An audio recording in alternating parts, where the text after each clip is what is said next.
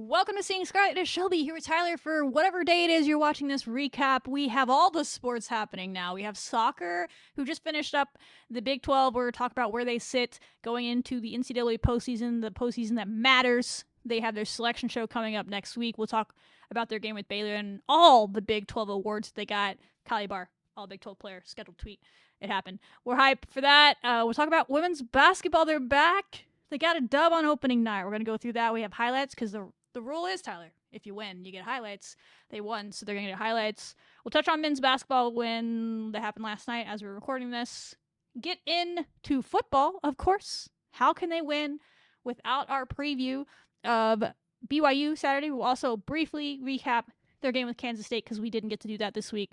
And what else we got in here? Volleyball. They're playing Wednesday night, which is before we're recording before they play, so I don't know how that's going to go. Hopefully they win. We'll see. Playing the top team of the Big 12. Then they play again on Friday. So check them out. That's all the things happening in this. Like, subscribe, comment, all the things. Thank you. Share with your friends. Tyler, how's it going? It's going. It's been a full week of Texas Tech athletics. God. We have I need a 6 nap. games in 7 days, and it's just been a lot. But we're pushing through. I feel like if I could put a cot at the United Spirit, I call it the Spirit Arena, still Supermarkets Arena, I would just live there. I feel like I've just been there every day this week. Honestly, I'm not we complaining thought because I love about it. basketball, but also like I'm a little tired. Yeah, it's a lot, but we're pushing through. We're pushing through. First, before we get into basketball, because it is postseason time in soccer, the soccer team went down to Fort Worth and they played Baylor. Work with me on this. It's the Big 12 tournament. I know that's confusing for y'all. Lost in just like a heartbreaker. I mean, they got a really early goal. It was a beautiful goal, by the way. I was tempted to show highlights to break our rule here, but the goal that they got was high class from, and as Tom described it in the postgame perfectly as always, just high class soccer from 3 different players. From Macy to get up the line, cut back, pass up into the box the way she did, and have the vision to find Sam through Z, who was in the middle, and for Z to have the feel to know that Sam was behind her and to let it go under her foot instead of take it and shoot, which she's a 15 goal scorer. Z is trained to kill, you know what I mean? And she just felt Sam behind her, or Sam said something, I don't know. Give it to Sam, who had a much better look. Backside finish from Sam. Sam's starting to play like Sam, which is really good for postseason play. So a great start. We almost had another goal, which would have been great. Couldn't get it done. Goes to overtime because they find a way to score in the second half. Then it goes to PKs, and we did pretty well. Definitely Faith, the whole game, actually. Faith saved a number of things in the run of play that were outrageous saves from Faith. So Faith is top tier, playing her best soccer of the year, going into NCAAs, which is great. She saved 2 in the PKs, and she almost saved a third, and they weren't chump saves. She dove. One of them was struck really hard, and she hit it out there. She was great. Did her job, and we just couldn't quite win it, but both teams were hanging on, lose it in 9 rounds, which is ridiculous for PKs. And as Tom said after, PKs are hard to win, which you saw, because it can be a battle like that, but a brutal way to lose. And that's kind of the tenor of the game. If y'all watch our show, you know that I'm not a big conference tournament gal, so I have a hard time caring, if I'm being honest, about conference tournaments. I get on the show and cover the games because that's what we do, and I always enjoy watching Texas Tech soccer play, so I'll watch them. But in any sport, unless you're like the Lady Raiders last year, where it was hey, you gotta win to get in the tournament, I just want you to get it over with, get healthy, and get back home. Is kind of how I felt. But of course, they're trying to win, and I hate that they played so hard and had it right there and kind of had it, I don't want to say taken from them, but they feel like maybe a missed opportunity or two and could have won it. But does it matter? Not really, in my opinion. We'll talk about seeding in a minute. I think they had to win the whole thing for the Big 12 tournament to do anything for them. And to win the whole thing down some people might have been tough. So we'll talk about some of their injuries and stuff that happened as well. But that's kind of where I'm at with it. Played pretty well for parts of it. You're down Kylie Barr, Alana Harry goes down, Z goes down. What do you want them to do in that second half? That's 3 all Big 12 players, 2 all Big 12 players, and one of their backups. You're just asking a lot from them, so I'm not going to be too harsh about it for that reason, but also I don't really care about conference tournaments.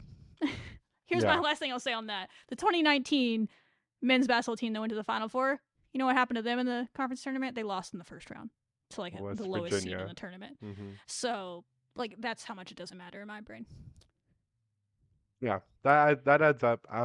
Like you said, I mean, when you go into 9 rounds, you're kind of running out of people to kick things, and when you don't have, and when you look at earlier, you don't really have, Z who is out of there. Yeah, I think Z would have been in one of those spots Yeah, and Z won it. probably could have sold it or not sold it, would have like Sealed it. sealed it for us. Yeah. In We that. haven't slept, guys. Yeah, we haven't we haven't slept, but I think she would have been the one to seal it there for us. But yeah, Faith obviously did her job. It's unfortunate because really, I mean, we just kind of did that to She's ourselves. great. The Baylor keeper, if you want to count that She didn't last make any one, saves. she didn't really Oh make yeah. any Yeah. yeah, she didn't really make any saves. That was all on us, and I'm gonna take the blame for them losing that because I literally kept saying in the office, I've been horrified when the U.S. national team lost to Sweden 2 years It ago. is true. And literally, we lost the exact same way, hitting the post and then The hitting and post. then way above the crossbar, and I just jinxed it. And I was like, we better not do this. And everyone looked at me and they're like, what the hell, man? I'm sorry. My Well, they did. apologies. At I least brought it it got into out. the It's thing. gone. It's out of the system. So when that Yes, happens again, which we always go to PKs in the postseason, it's the Texas Tech thing. right. In the NCAA, we got your jinxing out of the way. So now We they'll be did. fine. Yeah, So in a they'll be fine. way, you help them. Yeah, we'll go with that. But in general, But yeah, yeah, usually we win yeah. that battle though.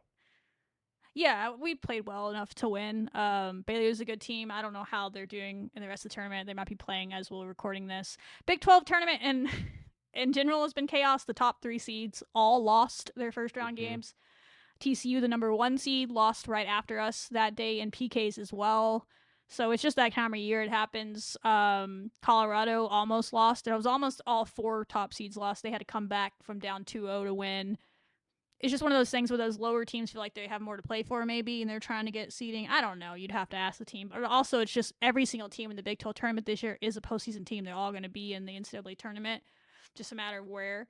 And so they're all good. They're all top 30 RPI teams. So there's no gimme games anymore, which is good. I kind of touched on it. Kylie Barr didn't play again. It's her 3rd straight game that she missed. Tom Stone said after the game she was very close to playing. They kind of thought that they were going to have her, and then they just decided to play it smart, which I don't disagree with. We talked about it off air last week that it might be smart to try to hold Kylie for Wednesday if they make it there, because it's going to be tough to beat TCU or BYU without Kylie. It's going to be tough to beat Baylor without her too, but she's likely not going to be able to play a Monday-Wednesday situation coming off of injury. She only had 1 day off, so I think that's kind of what they were thinking, which is smart. Sounds like she'll be good for the NCAA's all Big 12 player. We'll need her, but she has 11 days now before they play again, or I guess it's down to like 9 days now before they play again. And then Z, Taylor Shadesky, our leading goal scorer, one of the best players in the country, went down with an ankle sprain about 20 30 minutes into this game, and that was a major loss. I think if you have Z, there was a lot of crosses into the box late in the game, a lot of opportunities for some forwards that are talented, but they're not Z, and that we couldn't quite put on frame. I think she does that. Maybe we end it and run a play or regulation at minimum. She probably has one of those PK chances. Went it there. It happens, though. Hopefully she's healthy. Ankle sprains are weird. She was trying to get back in the game, though, Tyler, and I think she probably would have talked her way in if it was a real game, like a do or die end of season type postseason game. So hopefully it didn't swell up too much on her and 11 days off. So that's big. And then Alana Harry, I don't know what the situation was there. They were saying heat maybe on the broadcast, but it was like 70 degrees, but maybe it was hotter there. I mean, it's been hot here for this time of year this week. So she did look a little dazed. So I thought maybe it was concussion, but then she did come back and kick a PK and she made hers. But she'd missed most of the game. She left in the first half early, tried to come back in the second half, but got subbed out like 3 minutes into the second half. Just wasn't right. Maybe she's sick or something. She's kind of the backup to Kylie and Macy at the outside back spot. She can also play forward. She's a key game changer, as they call them, so you'll want her back too. He didn't mention her, but the fact she took the PK tells me she's structurally okay. So maybe like 10 days off sick or whatever it was, she'll be all right. We'll need her too. So that's where I'm at. Faith win. You want your keeper playing that way in postseason. Locked in as she made some ridiculous saves in this. Bring that to the postseason. For sure. Get those 3 healthy. Go do the damn thing. I feel bad for whatever 1 seed, 2 seed ends up with us in their region on the road. They're not going to be happy. I'll say that much. But that's a postseason preview for down the line. No, for sure. I think this team is going to be just fine. Again, don't really take much from this game other than, well, you're I just mean, going to we've have to never get won the Big healthy 12 and championship, so yeah. like it's It's not really I that big mean, of a deal. well, once. Well, Once we once. did. That's Yeah. like 2015, 14. Yeah, 2015. But yeah, other than that, this team will get just rest up, get healthy, and then yeah, they'll find out where they're going to be on Monday. well, had a bunch of all Big 12 awards. We had 9 total players recognized, 8 players on the first or second team, 1 on the all Big 12 freshman team. The 8 players on the first 2 teams was second in the conference behind TCU, who had 11, and right ahead of Colorado and BYU had 6 each. So despite finishing fourth, that just tells you how close the Big 12 was. We were 1 of 4 teams that were all in the hunt for the title at the end of the year and had a lot of good players. So I'll let you read them off, Tyler. Let the people know what the awards were and what they got done. Yeah, so of course, Macy Blackburn, the GOAT, won Of is course. back-to-back Defensive Player of the Year in the Big 12. No shocker there. We First, go only the 4th player in Big 12 history to win their award twice. really. Or back to I was back trying to to figure back. out what the stat was with that. I was like, I think maybe it's back to back, but it first might be time. twice. Either way, it's impressive. That's very impressive. But we no surprise there. We knew if she wasn't gonna be it, we would have fought somebody for that.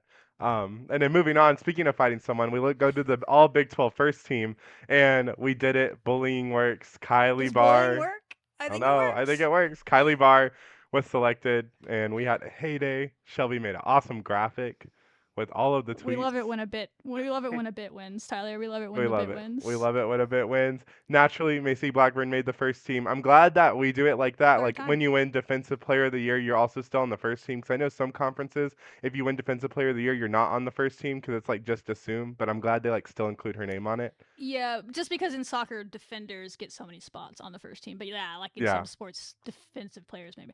But I will say, I hope it's a typo because they also didn't put Texas Tech next to her name in the release, which was give Oh. us credit. But they don't have the little asterisk next to her name, which means unanimous selection. And I'm like, who the hell did not vote for Macy Blackburn to be on the first team? Because I need to know who Wait. you Yeah. are What the so we heck? can have a What? discussion. What? Like when I like, yeah, it's on the release. If you go to it here, let's check and see if they've updated it. The day that it came out, no, it's still one. Doesn't say Texas Tech next to her name, and it does not have the little asterisk that says she was unanimous. Like Taylor was What? unanimous first team pick, like she should be. But if this is accurate, somehow Macy Blackburn was not. But again, they also didn't put Texas Tech, so I'm hoping it was just a typo by the person's name. For some reason, it just says Macy Blackburn. It doesn't have a school next to it like everybody else. Hopefully, But yeah. Huh. We'll anyway, see. continue. And Wild. then following, Sam Courtright made it on the All Big 12 first team list. No shocker Baby there. goat. Peyton Parsons made it as well. And Z, as we said, she made it on there. And then we head into the second team, Eleanor Hayes. She made it Good on for the her. list, along with Faith Wynn and Molly Skursinski, who we've also been calling to be on the All Big 12 list. Yeah, if you go back to our preview, I said, and 2 players that better make the All Big 12 team, or I'm gonna punch some people, were Kylie Barr and Molly. We didn't do the bit for Molly, but yeah, absolutely happy for Molly. She's a senior. She has deserved it every single year. She's always been a major part of these teams. She's like the glue to the team. There's a reason she's been, president of her fan club for the last 3 years. I've been doing Seeing Scarlet. She's so important to what this team does. I think the fact that she moved to midfield from center back before conference started helped her be at the same position for the full conference, and maybe they knew where to put her finally, because in past years she's kind of moved back and forth the whole time, Mm, and the voters maybe were like, she's great, but like, where do we put her on the ballot? I don't know if that's what's hurt her in the past, but she was at that one position the whole time, so I'm really happy for Molly as well. That was the name I think I was probably most happy. Kylie was like, oh, that's cool, but she's a junior and she would have a year left. I was really happy to see that Molly got it in her senior season. for sure. And then players that do have few more years left here at Texas Tech. All Big That's 12 exciting. freshman team, Raleigh Greason. She made the All Big 12 freshman team. Again, not surprised there, but super happy Yeah, for her. 3 goals and 4 assists, I think, or 2 assists, something like that, as a freshman. 2 of those goals in Big 12 play. So yeah, she's going to be really good. She's just scratching the surface of the player that she can be, and she said that as well. She said in one of the media availabilities that she feels like she came in underdeveloped. So just imagine what Raleigh's going to be with 3 years of practice and all that under her belt. Wow. So we're going to get Raleigh and Bug back next year alongside Z. It's going to be fun. But this year's team still has a ways to go. So For sure. Speaking of, who do they play next? We don't know yet. So we'll have a big NCAA preview show next week for you guys. If we can get a former player on, we will. We've done that in the past years. Otherwise, you'll just have us. And we'll preview what's going on, get you there. They will be hosting probably next Friday. They usually end up on Friday, but it could be Thursday, Friday, or Saturday. Every murmur we've heard is they're planning on Friday operationally. So keep an eye out for tickets. We'll know Monday who they're playing, what time and day. My guess is Friday night at John Walker, the 14th, I believe. They will be a seeded team that has at least one home game. I don't foresee them getting up to the 2 seed line. I think they needed to win the Big 12 tournament to do that. Is what it is. Maybe they drop to a 5 seed from a 4, but the thing is with soccer, that doesn't matter because the 4 and the 5 play each other no matter what on a neutral site in the second round because of how soccer works, because the 1 seed will host both the second and the third round. So being a 5 seed is the same as being a 4 seed, if we're being honest. The only difference would be like if there's chaos and like a 1 seed loses, you would then have a chance to host in the second round if your 1 seed lost, if you were the higher seed. So we're still in the range for a 4 seed RPI wise. It just depends on how much they respect the Big 12. They haven't in the past, but our RPI is insane this year, so it's going to be a real test of the committee to actually show that they still follow RPI now that the Big 12 is going to benefit from it or not, or if they're going to go back on that. But we'll see. I think it's about 4 Eastern, so 3 Central. NCAA.com. There'll be a selection show. It'll come out. Who they're going to play, there's no way to guess that. But they will be at home. Talk about rioting if they don't have there's just no way they're not at home. They're going to host round 1. They'll be in that 4 or 5. I could maybe see them getting a 3 if they respect some of the teams. Like if Baylor wins the Big 12 tournament, then you have a win over a top 10 RPI team again, things like that. But feels tough. So 4 maybe. Yeah. I mean, hey, Again, let's let chaos happen. Let's be whatever seed, and then let the 1 seed lose. I mean, in and some then we ways, host. give us like, a 6, because then the 6 goes to the 2 seed in the next round instead of there's a world that a 6 is better than a 4 or 5, I guess. I don't know what the team would think about that, but they'll take whoever they get. Mm-hmm. This team's so senior, they love playing on the road. Like, give them whoever. Last year, they gave the number 1 overall seed all they could handle for about 37 minutes of that first half. It might have been maybe like 40 minutes. They scored right before half, and then it got out of hand. But they'll fight for sure. I'm excited. But yeah, we'll talk about that next week. I'm super excited. It might be like an all soccer, like a special show on Wednesday or something. We'll see how we do that because all the sports are happening. But we'll get you ready for the NCAA tournament for sure. Speaking of all the sports happening, Tyler, women's basketball. We were both there. I'll just let you start it off. What were your thoughts from their 78-40 win over NC A&T, who won their conference last year, is picked to win their conference again this year? Analytics spread was about 19 points, and we doubled that and won by 38. Without being perfect by any means. But what were your thoughts? Honestly, we were talking about all the offensive power that we were adding, and obviously that turned out to be really good. We had 5 players in double figures. I mean, I literally tweeted like I could actually cry because last year it was a struggle to get 2 players in double figures. And it seemed like that if they were in double figures, then they both had really good nights. Otherwise, one of them played horrible and the other one was doing great. So luckily, we've kind of made a turn there. I know it's NC A&T, but we're going to trust the process here. But my biggest thing was honestly our defense. I had a lot of questions regarding our defense, and I mean, it's still tough to allow a team to only score 12 points in the entire first half. So I think that's a pretty big win on my end. So I thought but really our defense really stood out to me, and I mean the star player in that was Gemma Nunez. I mean her defense and Jalen Bristow's blocks, but Gemma Nunez was her wingspan all over the place. We'll probably keep calling her Gemma. I need to ask her if I ever get what she wants to be called, but I believe her Spanish pronunciation is Gemma Nunez. That's how it's pronounced. So we'll try to do it our best. We'll try it. Nunez, yeah, she was great. We talked about her last week. There was a reason she was my favorite player in the portal, and I was very excited. I think I tweeted it felt like opening Christmas presents was what it felt like watching Gemma play basketball. It's just been so long since we've had a true point guard like her. In the way she can play. She just dictated the pace of the game so well. Our flow on offense. Gerlich said after the game she wants it to be better, which I love that. Definitely are areas I went and rewatched the game where it got a little clunky, but for the most part, I mean, every possession didn't always end in points. There was some empty possessions, some turnovers, but the passing, the ball movement was so good, and she was the leader of that. You know, she was making sure if it stuck too long, she was like, "Pass it, get it, go," and she'd swing it around the horn. She'd move. She could skip past it. She had a beautiful skip pass to the corner to Bailey on one play. Bailey and her together, which is something the passing ability of both of them on the court at the same time, I think makes our ball movement really good, and that's not something I thought about until we got to see it, because Bailey, that's why they put her at point, is she has great vision. It's all the other stuff that is too much to expect her to do and be a elite scorer. Now she doesn't have to do that part, but she can still have great vision in the half court. She made a skip pass, or I think Gemma skip passed it to Bailey in the corner, and then Bailey skip passed it to the top. You know, that's impossible to guard. Yeah. Two back-to-back skip passes. It was a wide open shot for like Jalen or someone like that. When they're on the court together, that's going to be fun for that reason. And then defensively, Nunez, she was an all-defensive player conference, like all-defensive player in the CAA conference. So we knew she was a good defender. Her anticipation is so good. That's what I think I was most impressed with. Her arm, we talked about it. She plays bigger than her height because she does have a big wingspan. She was deflecting so many passes. That was allowing Danae to get steals. That was allowing Bailey to get steals just because of the anticipation to get it. She jumped in 3 or 4 passing lanes. Just having her at the top of not only just the press, but the half-court defense was allowing those players to be like free safeties a little bit. Instead of having Bailey on ball at the top or Danae on ball at the top, now you have their really good basketball IQs behind Gemma Nunez. You have Jalen Bristow behind Gemma Nunez, and they can just wait to see where Gemma tips it and go and get it. Like, I think that was an underrated thing about bringing her on. It's one game.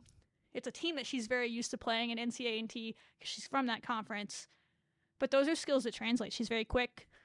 Was really happy with what we saw. Her making the first 3 of the game, didn't see that coming. But I'm here for it. She's not typically a 3-point shooter.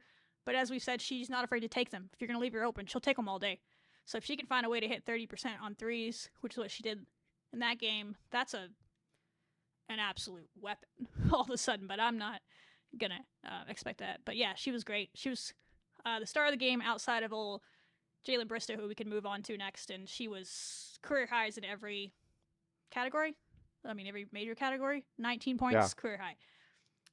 What was it, 11 rebounds? Or 9 8 rebounds. Or not 9 rebounds, career high. 7 blocks. Nuts. Career high. I was like, oh, I wonder if that's like a record. I went and looked it up, Tyler. You know who has the record for blocks in a game? Brittany Brewer. Yes. Do you know how many it was? 8, right? Or 16. Unless that's a typo. 16. No, it was like, 16. What? Yeah, I remember that. Yeah. What?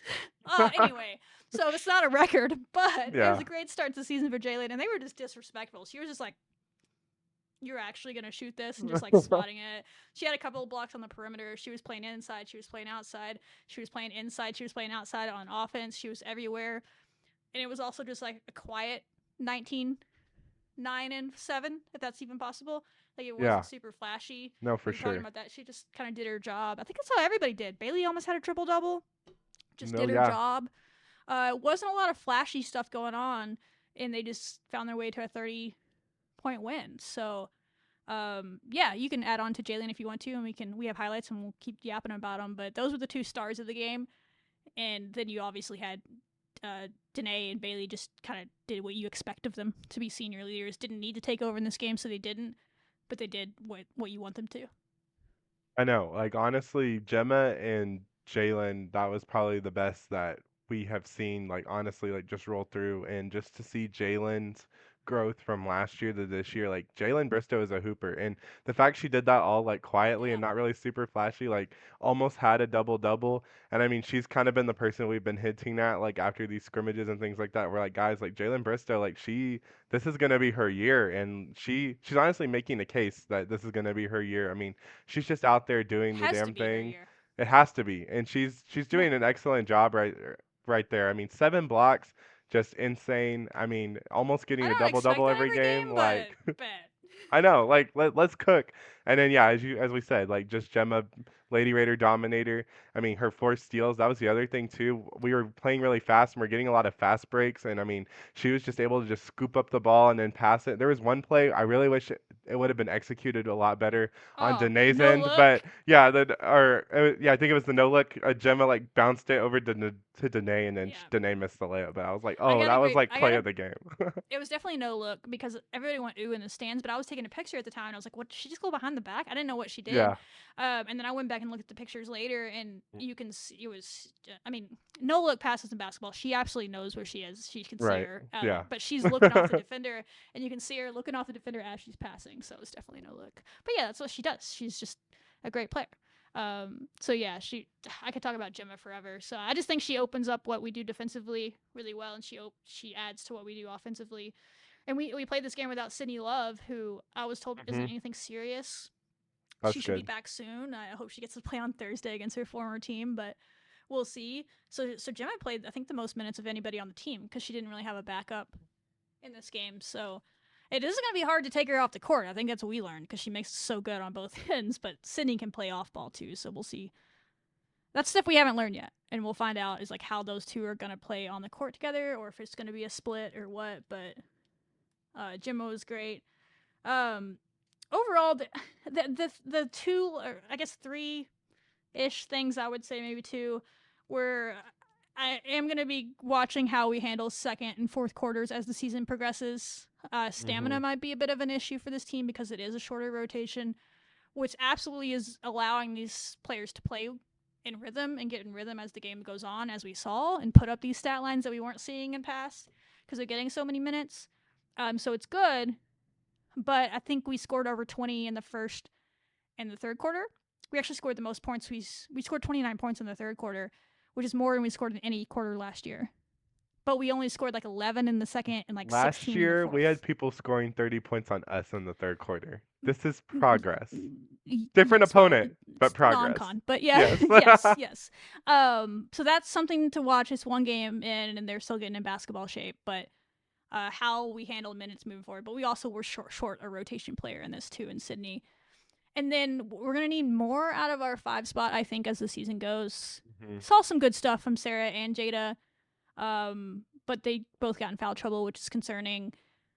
We did go for that lineup where we talked about, hey, I wonder if they're ever going to try to get our 5 best players out there on the court at the same time, which would be Gemma, Bailey, Danae, Snudda, and Jalen, because Jalen or Snudda would have to play the 5. And they did that in that third quarter where we scored 29 points. They were all 5 on the court. It was like 2 or 3 minutes. But analytically, it was like by far the best lineup from that game. So something to watch. Again, you're playing a smaller team because the 6'4" big player was out of the game at that point for NC A&T, so we could get away with it. But something to watch. So I saw good stuff from Jada and Sarah. Jada's just she does a good job of posting up really early when she has a mismatch, which is good to see. We haven't had a post that's like been that aggressive in transition. So she runs the floor well for her size, and then she posts up right away. But if she doesn't get the ball right away, she's got to step out of the lane and repost. And she's not doing that. So then by the time she gets the ball, we're at 2 seconds. Then she tries to make these great moves, which are pretty moves. By the time she makes them, it's 3 seconds in the lane. She had 3 turnovers. All 3 were 3 seconds in the lane. Take those out. We only have 11 turnovers as a team. If she can just figure that out, which that's very simple, and I'm absolutely not a post coach, but like that's fixable. So that be there. And then defensively, we've talked about that before. It's just asking a lot. If she gets switched on the guards, so the communication has to be there, better there on her end, so she can avoid that. I thought the communication for the most part with the other groups was really good. And then Sarah just has to stay out of foul trouble. I kind of saw the same Sarah. Maybe some better post moves from Sarah. And I was like, oh, a post move from Sarah. I think she traveled on the post move, but it was a post move. So I saw some good stuff there. I think I like that starting 5 for sure. But yeah, I think you're going to need more from that as the season goes. But that's just kind of like looking at what needs to get better. Turnovers, 14 is a low number compared to past seasons, but I do think they want to be under 12 is their goal. Yeah. I think, I mean, the turnovers, like, again, the 14, it wasn't it's not that bad, horrible. really. And Yeah. there's only like 3 or 4 that were like really stupid ones. Right. And I was like, hey, that's progress. Yeah, and I mean like three of them, and then like the three of them, which was on Malone. I mean those could have easily been fixed, as you said. So I mean, Just step out of the lane. right, just Repost. step out of the lane and repost things like that. But yeah, I mean it's kind of hard, obviously, to kind of see what needs work. You can kind of spot it, but again, you're not. You might find out even more perhaps on Thursday night when you're playing an opponent that's going to be a little bit tougher than NC A&T. But overall, I mean, I think they all did good. I mean, Bart Torvik gave us a 100 score, and we checked last year. We never got a 100. We only got a 99. So we had a These are perfect facts. game. We had a It's the perfect game per the first game of the year. We computer. had a perfect game. Didn't have a single analytic perfect game last year. It's a good way to start the season. Yeah, I thought that, which they should be ahead of schedule, right? Because they did all the stuff in the summer. So I thought they looked like a team that, again, I didn't see a lot of clunky possessions. I thought the ball movement was great. I think that's what I was most happy about. We didn't even shoot it that well. Like if Bailey's hitting threes, like these players that we know are great 3-point shooters are hitting threes the way they're capable. We scored 90 easy, like easy in this game, and it would have been even a bigger massacre because I thought the shots were really good. Even in that second quarter where they switched to a zone, and you could tell we were like, whoa, weren't expecting it, and it was real. That's when we scored 11 points. That was probably the clunkiest part of the game, but the other team switched to a zone, and it took us a while to figure it out. But then we figured it out, and we just weren't hitting the short corner shot. Start hitting that. I think Jalen made a short corner shot, and then we kind of broke out to end the half and went on like a 9-hour run to end the half, and then extended that into the 29-point third quarter, and that's where we really broke the game open. So yeah, I guess my best way to describe this game is as long as this is the baseline, not the finish line, I really like where this team's gonna go. If this is the finished product, like, but like they still probably would compete a little bit better in conference than what we saw last year, I think. But they still had things to get better on, but I think they know that. And I liked a lot of what I saw. I don't know, it just didn't feel like we needed some magical thing to happen from anybody to win by 30. It's like everybody just played the basketball well. Yeah, for sure. Nothing was flashy. Nothing was over the top. Didn't feel like anybody was playing out their heads. It's like, oh, no, that's just what they can do. And they did it. And some people can do a lot more. So I think that's where I'm kind of like, baseline, not finish line, I'm happy with it. For sure. Dive into highlights? Yeah, let's show the highlights, and then we'll get into whatever's next. Little Bailey mopping. Look at her. Look at Nunez. First three of the game, who had it on their bingo card? Not me, but I love it. 16% last year, but we've said, give her these facilities. She is not afraid to take them. There's that skip pass. Great vision. A lot of people had wide open looks in the corner because of that exact pass. They're going to hit those more often in the future. Here is that's what I'm talking about. She had her set up. There we go. Great example, actually. She was set up, and Jalen got it to her instantly. Some of these possessions, she was set up like that, and we missed her. And that's on our guards, too, to be frank. It's not on her. They didn't get it to her. But then it becomes on her because she stayed standing there. And then we finally got it to her, and then she had 1 second to make a move and couldn't do it. When she got it, like, pretty quick in the clock or had just set up, she has good moves down there. She's a good finisher. She was 1 for 1 in this game. That's what she does when she gets them up. But she just set up too early sometimes and didn't reset. Look at Jalen. There we go, Jalen. And one. We had a few and ones. Didn't hate the toughness factor in this. How's a block for you? Get out of here with that. Like, that's just, look at this disrespectful. Too easy. Knock her to the floor, Jalen. We love a little disguised trap. Bailey. Look at that. Look at that.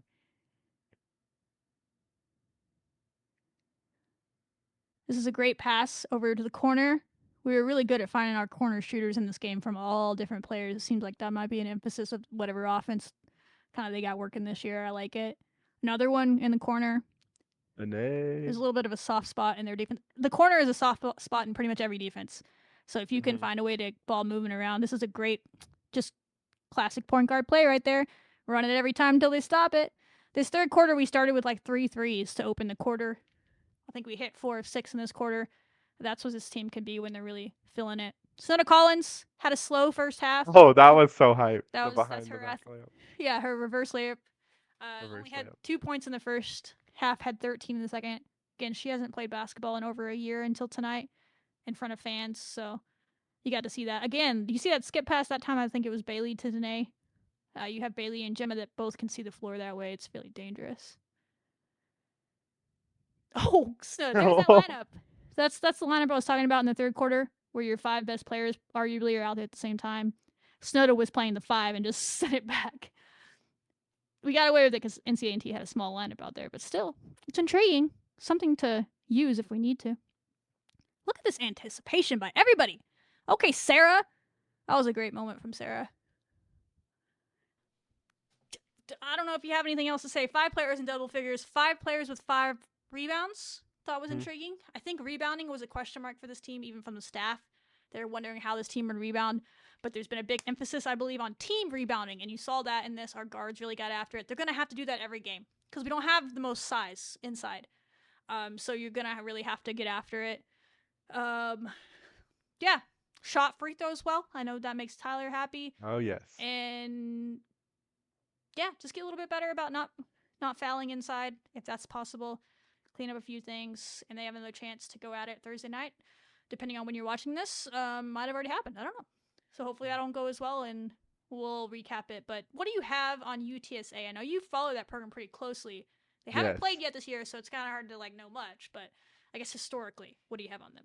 Yeah, so last year, obviously, they won their regular season conference championship. They had a really, really great year. They unfortunately lost, I think, in the semifinals of the conference tournament, so therefore they got bumped to the WBIT because that's how it works for mid-majors. But they have a really good coach. Her name is Karen Aston. If y'all remember the name, if y'all been following, she used to be the UT women's basketball coach, and it seems like she has developed some really, really great players, and a lot of them, after that past successful season, Power Four programs were probably calling them up, or they decided they wanted to go to the transfer portal and were like, hey, we need to do better. As a matter of fact, we have one of them who actually scored 20 on us 2 years ago, or almost 20 on us 2 years ago, Facts. and Sydney Love. But they're going to be a scrappy mid-major program. It seems like they only have 2 returners, and one of the returners only averaged 0.4 points last year. So I think this is a brand new team. I didn't really look too much into who their transfers were or who they really got because, again, it's like mid-major, so it's all kind of relative on who she was able to pick up. But I think it's definitely going to be a little bit harder than NCAA. ESPN has this win as a 68.3% chance to win, and Torvik has a 12-point spread for us to win. So again, a little bit closer than usual, but I think we should be able to win. And I mean, the last time they came here, we did beat them. It was close. It was like a 6-point win, Yeah. but we should be able to beat them. Yeah, they're. I think it's hard with these games. Maybe they played some preseason scrimmages that our coaches could have maybe gotten some tape on, but teams don't really give that out too much. On the men's basketball side, I don't know, they can get it easier through synergy and stuff, but I feel like in the women's side, it's not as easy. So we might be going blind a little bit on them, but you'll have Sydney at least that will know the system, and I'm sure has helped them give some tips on that. But I don't know who's on their team, but yeah, they're well coached and they're rising mid-major, and so she's always going to have talent. I'm sure she got good recruits in there. I'm sure she had some good transfers that want to come there either to just win or to trampoline themselves to the Power Four, like Sydney did. So I'm expecting good basketball on Thursday, but yeah, we should win because we're a Power Four team. Like we should beat them. But I can't tell you why we will beat them other than we should have better athletes and size. We didn't really have a size advantage against NC A&T, which was the intriguing part for an opening game, and it was a little bit of a good preview to what the Big 12 could be for us, and we still handled it okay, even though they got in foul trouble. I don't know if UTSA is going to have a 6'4" big. That's usually rare at the mid-major level. Clark for NC A&T has actually had many of an opportunity to go to the Power 4 level, from my understanding, is what they were talking about in the broadcast, and turned it down to stay there. Really? So usually if you're that tall and skilled, you're going to have moved up by now. That's just kind of the truth of the matter. So maybe they have a freshman or something. They do have a redshirt senior that's 6'4". She's a forward. Okay. I can't even pronounce her name. Year, though, but yeah. So, yeah. Yeah, so we'll see. But that'll be a thing that we have to battle all year just because of who we are. But I think we have the better guards because we stole, unfortunately, one of their best guards in Sydney. So, get out there 6 p.m. Thursday night. Mm-hmm. Should be good basketball. Get 2-0. And then we won't see y'all before they will play on Sunday as well. What time is that Sunday game? 2 p.m. Afternoon? 2 p.m. on Sunday against Texas State. And we haven't seen them play yet, but analytically, that's the biggest spread of the whole season. Yeah. We're supposed to beat them pretty good, but that doesn't mean anything on paper. It doesn't mean anything. But that could be. Let's just win Thursday, and then we'll get to that. But we won't be able to preview it for you. So that's who they play on Sunday, and then they get a few days off before it gets into the Power 4 gauntlet. 3 games in a row, starting with SMU next week. So good first win. Hopefully, it's a good second win coming up on Thursday night, depending on when you're watching this. It may have already happened. Who knows? But we'll have highlights from it next time you'll see us. Yeah. And my biggest thing is, y'all pull up and y'all show up to the games. I mean, they only had 2,800 fans on Monday night. I understand it's a Monday, but like Thursday night, y'all be there, and Sunday, still stay after the football game, and we'll go watch them play Texas State. Go get to see some of these players. Tickets are really cheap. I mean, come on, guys. Just support this team. I promise you, they're going to have a successful season, and it starts with y'all. Get in while you can, you know? Like, say that you were there in the beginning. Mm-hmm. Why not? And there's a lot of seniors. Bailey's chasing down, top 10 scoring list numbers. She'll be up there. I think I saw something today. There's a world she could get up to, like, number 4 all time this year. Because there's a lot of people in the 10 to 4 range that are all kind of clustered together. So, yeah, you could be seeing history made from that standpoint and a win. So, go do it. We'll talk more about them as we get more info to talk about them. It's just one game, but I didn't hate what I saw, for sure. Men's basketball, one of those that you can't take a lot from because we were missing 4 key players, especially 3 of them. JT Toppin, just casually National Player of the Year candidate, was out. I was told it's not anything serious, but I never know what to believe on that. But it didn't sound like Grant was too concerned in the postgame. Said that he kind of thought he might actually play today, but they were just being smart. They play Illinois on the road next week, so I think they were being smart with him and LaJuan Watts for sure. Luke, it sounds like Luke is pretty close based on what Grant said. I don't know if he's as close as the first 2, but we'll find out. And there's Josiah Mosley, who's a transfer, kind of a player that could be an important player for the team, but his injury sounds like it's lingering. So I'm kind of just hoping they get him back for conference, but we'll see. But they were down 4 players. They didn't have the deepest roster to start with. You had Nolan Groves out there starting. You had Mariel, I don't even know how, M.A., the 6'11" freshman from Canada, starting, hit the first 3 of the season. Like, who had that on their bingo card either? Him and Jimma. No one predicted those to be the first scorers of the season for both teams. Yeah, foreigners taking over basketball. I love it. Yeah, you just had the weirdest starting lineup outside of Christian Anderson and Atwell, and they got it done. I mean, that team they were playing also was missing a bunch of starters, too, so it was a very clunky game on both ends.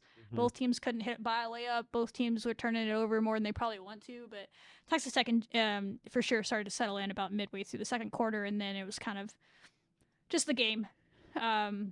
Christian Anderson is a great player. Has had a triple-double himself, just casually. Nolan Groves looked like a freshman at times, but 16 rebounds, Tyler.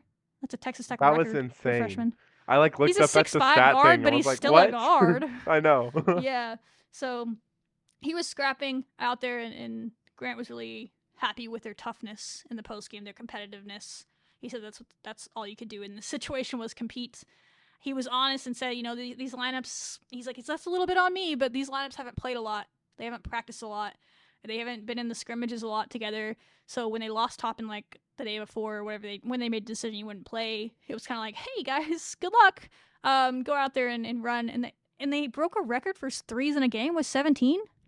With a bunch of people that don't play together. Like, that's impressive to me. So I think that says a lot about the program and the buy-in, and that no matter who's playing in practice, they're all paying attention and bought into the system and all that. So, yeah, I think all you take away is this team could be really good when they get everybody back, but you also don't like the fact that they're down 4 people and we haven't played a game yet. So that's going to be the Achilles heel, not to say Achilles in basketball is always terrifying, but of this team would be injuries.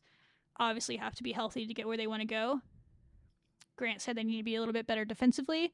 That's true. They were getting torched on ball defense, but they were playing guards at the 5. They were playing 5s at the... It was like a mess because of who was available, so I'm not trying to be too harsh.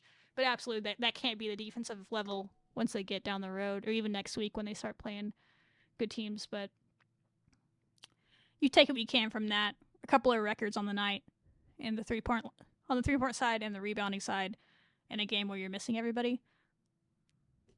That's a top 10 team for you. Yeah. And I think my biggest takeaway too is just really how good Christian Anderson is. And when you factor in JT Toppin, like Smooth. while we are going through all these injuries and things like that, Christian and JT are going to be able to carry you through a lot of the season and still get you to where you ideally want to be. Now, when everyone's playing their best, and obviously, yeah, this team can go and make a national title run, but just like in general, Christian and JT is able to get you to where you need to go. So that's just what I really took away from that. And I mean, Christian having a career night and points with 34 and 11 assists on the night. I mean, he was just absolutely like balling out the entire game. And yeah, the 3-point shooting was insane. Free throws need some help though. I was not happy about that. That was quite a A lot struggle of for us. missed free throws. Hmm. Yeah, and Grant talked about that, specifically Nolan, because I think Nolan missed like 3 free throws, and he's like a great shooter. So it took him a while for the game. He made 2 threes towards the end of the game. You started to see like he was in high school like a prolific shooter, and so Grant said he's like, I think he was just like a freshman, like he was squeezing the ball instead of shooting it. Like you could tell he was super tense early in the game, is what Grant said. And so he's like, I wasn't too surprised by that. That's just, a true freshman being asked to start in their first game.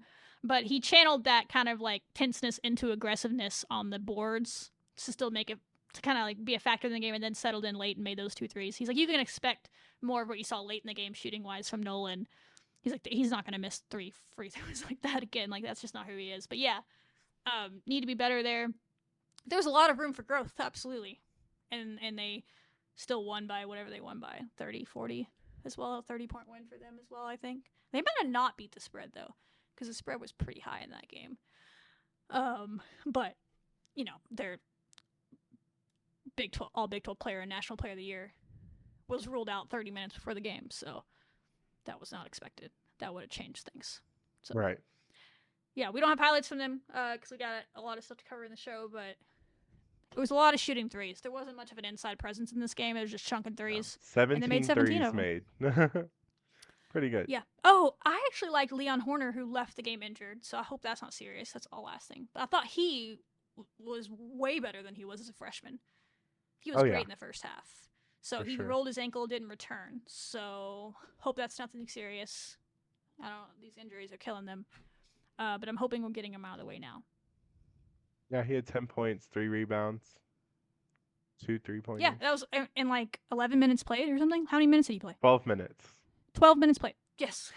Like that was all in the first half in spurts. He didn't start. He was like in fuego, and then he got hurt. And he was playing pretty good defense too. So, and then Atwell had 22 points transfer, and as Grant put it, he's like, when you look at this box score, what it really shows is who has been practicing, who has been scrimmaging.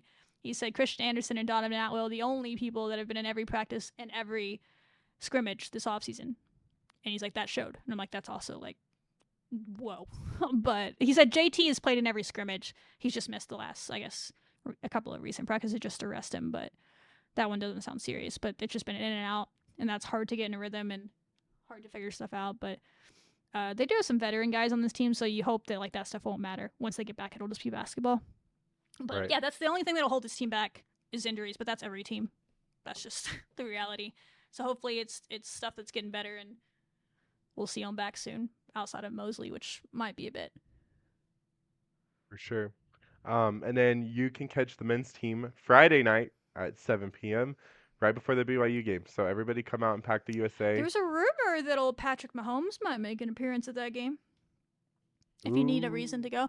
It's already sold out, so good luck. But yeah, I heard that today. Yeah, no. If anything, I need the students to show out because I understand y'all are all camping, but come on, like go pull up to the basketball game. I thought they were pretty good. They weren't upper deck, but the lower bowl was pretty full. They were doing the snake balloon snake thing. I was like, and then they were gonna get it. They had to abandon ship because the ticketed people left with 8 minutes left in the game. They had seen enough. I know. Everybody left. There's a lot of sports. This is where I can't get too hard on the fans this time of year because there's like so many sports happening that it's expensive, especially to take your families and stuff. And there is a thing called sports fatigue, so I get it. So like people are like, I'd just rather watch a game from home. Like we're working in them, and sometimes I feel that way. I'm like, I'd just rather watch this game from home. Like you know what I mean? Like it's a lot to get there, so I get it. Once it's just basketball season, that place is going to be packed every night. But it sounds like Friday's sold out anyway, so we'll see if people show up. But tickets are sold. So either. They're playing Sam Houston State, who did win their first game, but it was against a D3 school, so not exactly prime competition. We should beat them, but we'll see who's available to play. I kind of wonder if JT and Lawan will still be out just for precautionary reasons. But we'll see, just the way they're talking. For sure. Maybe a few minutes. Football. We didn't get to do a recap because we did the Monday episode on basketball preview. They did finally break the curse, Tyler. They did. Over in Manhattan. They beat them 43-20. The final score is a lot bigger than it was with about 6 minutes to go, but we finished strong as we have done all year. Won the fourth quarter. If you win the fourth quarter, you win the game is what they've been saying. They did it again.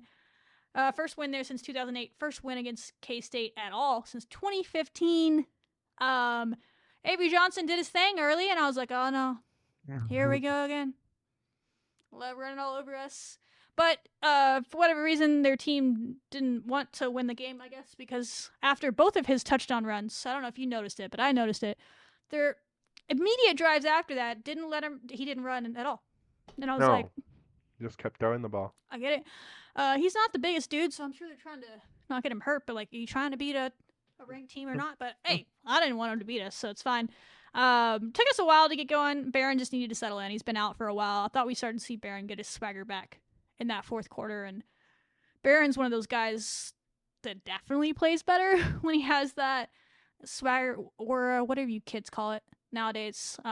He started to get that mojo to him at the end of the game. For sure. And hopefully that'll carry over into this week. So still some things to fix. Not perfect football, but that's kind of the gist. We got to do a preview. So if you have any quick stuff to go through the game, go for it, and then we'll jump into the next game. Yeah, as you said, Baron Morton, he threw 21 for 32 of his passes, 66%, 249 yards, 2 touchdowns. Jacoby Williams led us with 17 carries, 135 yards, and 1 touchdown. Had a big run that converted to a first down to really help us extend our lead. Cam Dickey had 21 carries, 68 yards, and 1 touchdown. On the receiving end, Caleb Douglas had 8 receptions, 82 yards, and 2 touchdowns. Terrence Carter Jr. made his return. 4 receptions, Our offense 81 is so yards. different. Oh, it's so different. It's so different. It changes everything. It you does. saw that early in he didn't get a touchdown, but like every catch he had was massive. We needed him. Yes, very massive.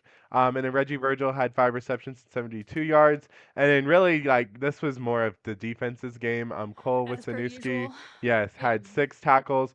John Curry had himself a night, 6 tackles, had the huge 4th down stop when K-State looked like they were going to try to keep it close. And then he had the scoop and score touchdown. And I found this out the other day because I was having to deal with the recognition for it. But his mom is actually former Lady Raider Jolie Ayers Lucy, whatever you say her last name. She is. Yes. So that was his mom. So he actually got to go on the floor for recognition, and all the fans were going crazy at the Lady Raider game. So I think that's pretty cool. So family full of athletes, really, there. No, he's for sure. Very cool. But he had himself a game. Jacob Rodriguez, 5 tackles, did his classic, punch the ball out. I mean, that's just like his thing. He's if he the doesn't, best guy. yeah, he's for the Heisman. best linebacker, maybe the best defensive player in the nation. The Heisman bit is no longer a bit; it's just like the truth. Yeah, I know. And I love that his wife is like his biggest fan on Twitter, as she should be. That's what spouses are. But she's like trying to get everybody to vote for him for the Heisman. She's like started the campaign. It's hilarious. Even the football team joined in.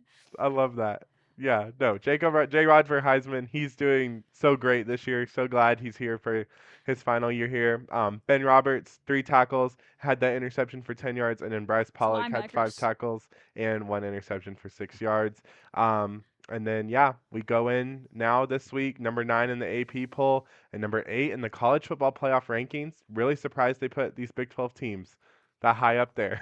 I saw this funny tweet. They're like, my prediction, they had all the SEC teams and Notre Dame, like, as the first, 17, and then they're like, the rest. They're and just it was getting in. They're like, one of them has to get in. We might as well sound smart. They, have 0-6 Kentucky as, the 16th seed. They're like, because they're SEC.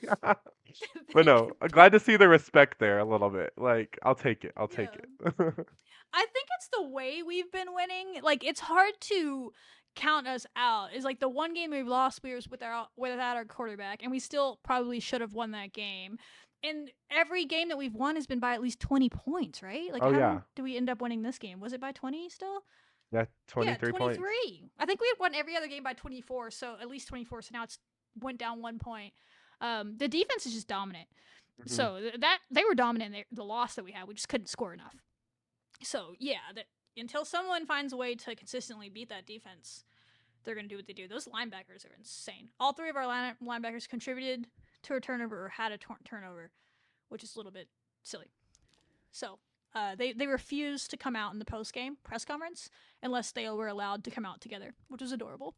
Oh, All three of love them wanted that. to come out together. So John Curry, he talked about his mom, but he is also a local product Mhm. as well. So he was talking about being really excited to get to experience game day, college game day. He was 3 years old when they came to town last time in 2008. So he's like, I've always heard the stories. Now I get to be a part of it and play on the field in that, which is really special. We've seen everybody camping out for this game. You know, I was like, are they going to do that? Because back in my day, like, you camped out for football, not basketball. Now it's the opposite because that's how sports have changed on campus. But they're camping out for football now. We got Raiderville going. We got college game day in town. Tyler, how are we going to beat the BYU Cougars and take advantage of the spotlight, even though it's 11 at 11 a.m.? I know, 11 a.m. super early, That's but the only everyone's gonna bummer, be. but I know, we everyone get will be to up there bright and celebrate early. after at least. Right. If yeah, celebrate after, whether that's taking a nap or going wherever you need to go to For people celebrate. that are working the game, we'll all be sleeping. But people Yes. that are just enjoying the Yeah. festivities, They're you gonna get have a to night. They're gonna have a night out on yes. Broadway, really. But yeah, how we're gonna do it? Just quick update. We do have the best odds still to win the conference. And we are 10-point favorites in this. Likely the winner of this game. There's still a lot more season left to be played, but likely the winner of this game is there's chances to go to Dallas for the championship game. Skyrocket like all the way through the roof. Could What be to a know about? rematch, to be honest. But It yeah, really could be a rematch depending on how things play out, especially with Cincinnati just being pesky over there. Like, what are these people yeah, they're doing? hanging around. Yeah, they're They got to hanging play around. BYU though. Right, they do got to play BYU, so we'll see how that ends up. The biggest thing is BYU. They have that true freshman quarterback, Bear Bachmeier. Wasn't supposed to be their quarterback at the start of the year, but then scandalous things happened, and now he's now You know what's taken funny over. about that is he was at Stanford, Uh huh. so was David Bailey, and when Uh they huh. had their head coaching change, this guy ended up at BYU. David Bailey ended up at Texas Tech. So that Andrew Luck coming in to be the GM, getting rid of that coach, basically maybe decided the Big 12 championship. That's crazy. Those were all Wow. January transfers. Those were Yeah. not like these are like Wow. mid-season transfers. Fun facts. Wow. That's actually really cool. What what a storyline there.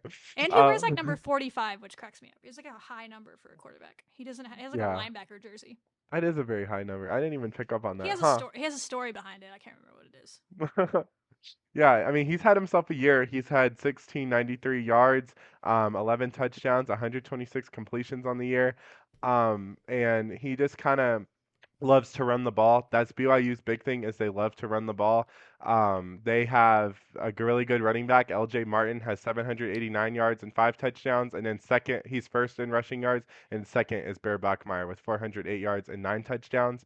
When we're kind of comparing though, when we're looking at like their offense and their defensive line is very weak for BYU. They only rank 67 to 69th in the country amongst D1 programs, and without blitzes, they really can become a threat and they can kind of limit Barron's like clean pockets really, but they don't really have a pass rush. So it's like I don't like a Barron. If you give Barron time, his grade is like an 88. So Barron should be able to get the ball over to our receivers. I'm not too worried about that from a BYU defensive end.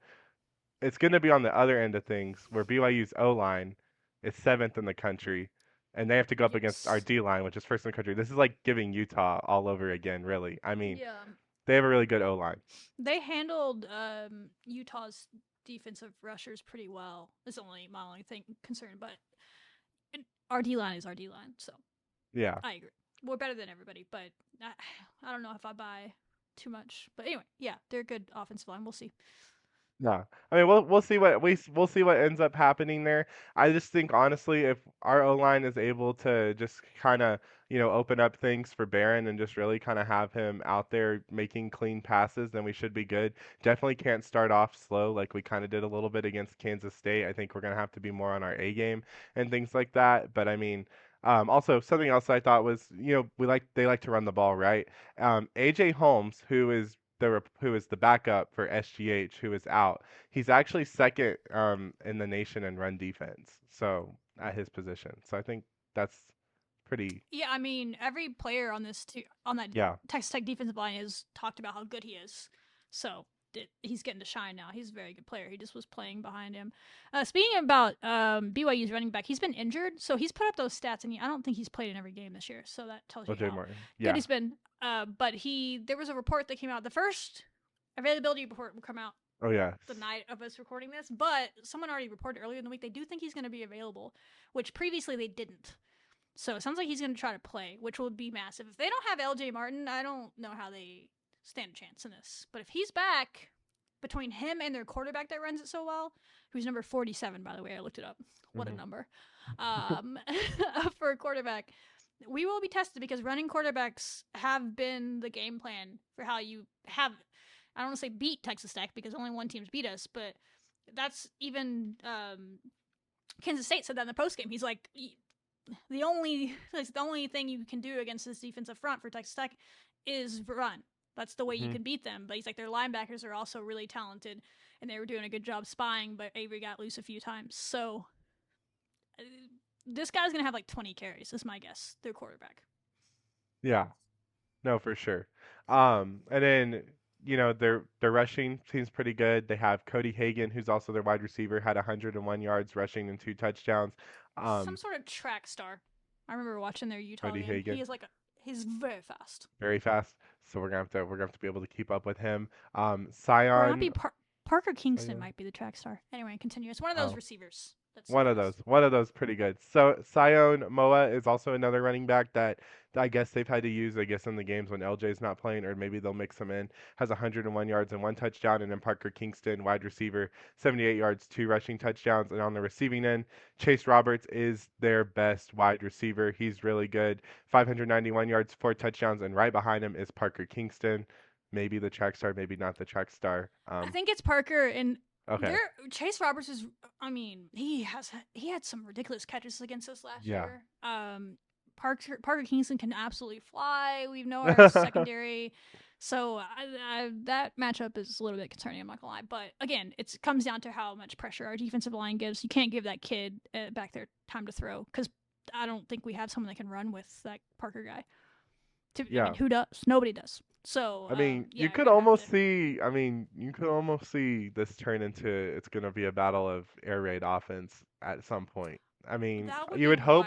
Yeah, you would hope. You would hope that we would go more toward our running game for sure because their D line is really weak. You would hope that we would use Dickey and Jacoby a lot in this. But if things aren't working out, and we're gonna have, I mean, who knows? Barron's really good at home. You know, his home numbers are way better than his road numbers historically, and he's gonna be ready to go. So make opportunities happen. Yeah, I think it's kind of like what we talked about with soccer a few weeks ago when they were going on the road to play Colorado. It's like it's not much deeper than these are both really good teams, both teams that could be in the Big 12 championship. If we beat BYU, for instance, they just go and beat Cincinnati. I think it would end up being a rematch. And then both teams could make the college football playoff if we both make the Big 12 tournament or the Big 12 championship. There's a world 2 Big 12 teams maybe get in that scenario because of both ranked ties. So they're just 2 really good teams. It's not much deeper than you have to play good football. You have to be who you are and you'll win. Whichever team does what they do best is going to win the game. You're not trying to outsmart anybody in this game. Our best needs to be better. Mm-hmm. And if it is, we're going to win. I think there are matchups like you've talked about that do seem to go in our favor, but I don't ever count BYU out. They're very well coached, and so they're going to be hyped for this game, and they believe they're going to win. There's not a lack of confidence from this team. They're not going to come in scared of the environment or scared of our front seven. Like, no. And Bear went up against Bailey for a little bit in spring practice, so I don't know if that helped him at all, but he has some experience against his old teammate, I think. But yeah, I'm excited to watch it. I wish it was later in the day, but also at the same time, you do get to enjoy it a little bit more, maybe post game wise for the fans. And I can finish my recaps and go to bed before 3 a.m. So actually, now that I'm saying it out loud, I'm kind of preferring the 11 a.m. game versus the 7 p.m. game. I would have been up till 4 a.m. for sure, and then gotten up and gone and done basketball the next day. So who am I kidding? We love 11 a.m. games. We'll see you there. Yeah. I mean, we'll see everybody there. I think it's going to be a super great crowd. super early. I mean, that's the one thing I am worried about is just how well do we play early. I mean, we did play Kent State really early, and we did pretty The decent. players have said before that game they said they prefer early games Really? because they don't like Okay. to. They like to wait. They're up. They're college kids, but athletes are up at like 5 a.m. every day because of their Oh, workouts. So they're right. up early and they don't have to sit around all day and like wait and get all wired up for no reason Mm-hmm. and drained. They like to get up, eat, go, play. That's what Love they said that. before the Kent State game, and we saw how good they were in that. Yes. So in theory, BYU probably is like, yeah, we're the same way. But yeah. So I don't. The players tend to like that. I think that matters more in like sports like basketball for some reason. I don't know why.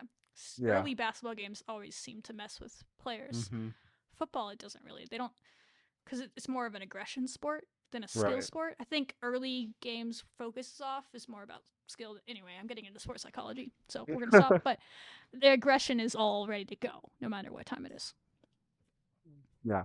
So yeah, we'll be ready at 11 a.m. Let's kick ass. Let's win. One of the biggest games in program history. I mean, literally, this game could really it really does help your CFP It defines chances. your season. It's not over, but you're gonna need help if you don't win this. Yeah. So let's You not gotta ask go out people and do to help it. us. I'm excited. Let's go out and do it. We'll close it up with we talked about at the beginning. We don't have any new highlights from volleyball. They haven't played this week, but they do play the night that we're recording this against Arizona State, against the number 8 team in the country, the top team in the Big 12. Have they lost yet in Big 12? Are they still undefeated in Big 12 play? On the road, right? So, is that on the road? Yeah. So that would be a massive, like, the sport would lose their minds if Texas Tech takes down Arizona State. So I'm hoping that happens. And then they take on Arizona, who they beat, which was an upset, as it was, but they get another shot at them on the road as well in Arizona. So they're on an Arizona road trip this week. That is on Friday at noon. So hopefully we'll get to have highlights from one or both of those the next time we talk. They have one conference loss, and it was at Iowa State, and that was their last game they played on Halloween. So we're both coming off of long breaks. Oh, lovely. So we don't have that advantage. But we're getting them angry as well. But yeah, just go play. We'll see. I'm excited to watch it, see what happens in that. That's all I got. All the sports. I'm not even going to name them off. Look at the calendar and go watch basketball, football. I don't know what days they are. There's too many of them. We just told you. Just go to all the games. And we'll be back on Monday, I believe, to talk to you guys again. That might have to be a live. I don't know what we're going to do with soccer selection show being that afternoon. Mm-hmm. We'll figure it out another day. All right, that's all I got. Wreck 'em. Wreck 'em.